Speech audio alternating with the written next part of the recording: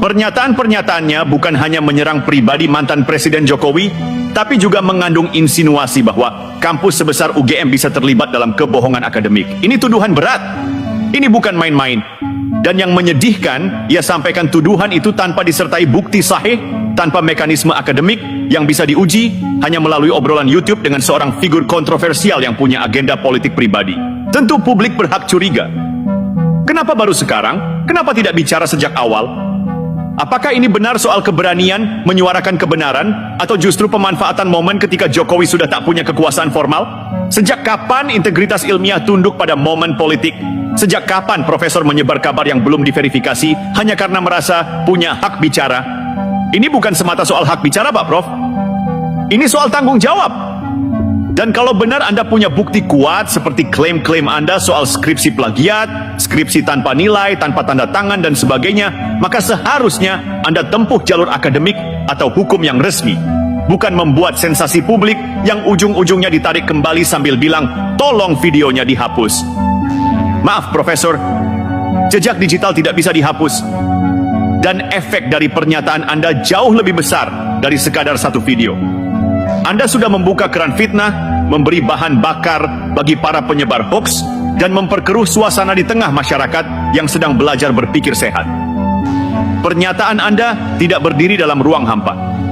Ia memperkuat bias, menyalakan keraguan, dan sayangnya menguntungkan kelompok-kelompok yang ingin menjatuhkan integritas seorang pemimpin yang sudah melalui berbagai mekanisme verifikasi formal selama 2 periode menjabat. Bahkan, lembaga-lembaga negara telah membuktikan bahwa ijazah Jokowi sah, legal, dan dapat diverifikasi.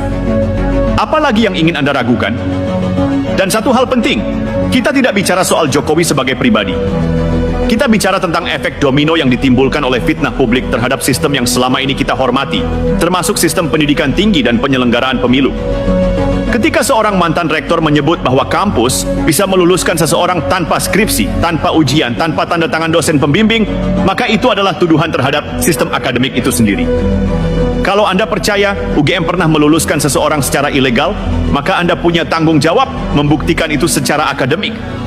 Dan jika Anda tidak bisa, maka permintaan maaf Anda tak bisa menghapus kerusakan yang sudah Anda timbulkan. Ini sebabnya, langkah hukum dari kuasa hukum Jokowi bukanlah tindakan berlebihan.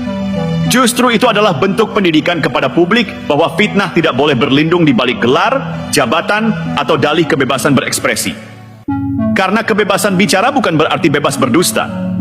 Dan jika hari ini kita biarkan narasi semacam ini hidup tanpa koreksi tegas, maka esok akan muncul narasi-narasi serupa yang menyerang siapapun, termasuk lembaga-lembaga yang mestinya kita hormati. Saya kira sudah saatnya kita semua bersikap bahwa narasi seperti ini harus dilawan, bahwa logika publik harus terus kita jaga, bahwa gelar profesor bukan tameng untuk menyebar asumsi, bahwa UGM harus berdiri di garda terdepan menjaga kredibilitasnya, dan jangan diam terhadap pembelotan intelektual dari mantan rektornya sendiri. Akhirnya, saya hanya ingin mengingatkan, intelektual sejati bukan hanya soal keberanian bicara, tapi keberanian bertanggung jawab atas kata-katanya. Dan ketika tanggung jawab itu diabaikan, maka sudah selayaknya hukum yang bicara.